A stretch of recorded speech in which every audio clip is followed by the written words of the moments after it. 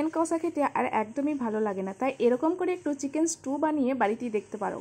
প্রথমে আমি কড়াইয়ের মধ্যে একটু সাদা তেল দিয়ে দিয়েছি আর দিয়ে দিয়েছি একটু বাটার না থাকলে এখানে তোমরা ঘিও দিতে পারো।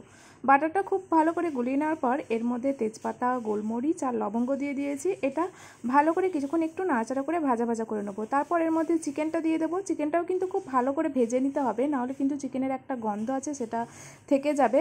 যেহেতু এটা বেশিক্ষণ কষানো হবে না, তাই চিকেনটা ভালো করে লাল লাল করে ভেজে নিয়েছিলাম। তারপর এর মধ্যে কিছু সবজি দিয়ে দিয়েছি, গাজর, পেঁপে আর বিনস।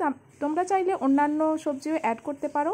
তারপর এর মধ্যে আদা রসুন বাটা দিয়ে দিয়েছি আর অল্প একটু সামান্য হলুদ দিয়েছি। তারপর ভালো করে এটা ভালো করে ভাজা করে নেওয়ার পর এর মধ্যে পরিমাণ মতো পানি দিয়ে দিতে হবে।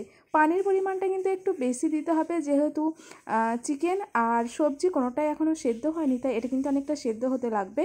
আর এখানে ঝালের মধ্যে আমি কাঁচা লঙ্কা দিয়ে দিয়েছি, এখানে কিন্তু কাঁচা লঙ্কাটাই দিতে হবে। আর এই চিকেন স্টুয়ের সবথেকে যে উপকরণটা সেটা হচ্ছে গোলমরিচ গুঁড়ো। এখানে আমি গোলমরিচ গুঁড়ো করে রেখেছিলাম, সেটা দিয়ে দিলাম।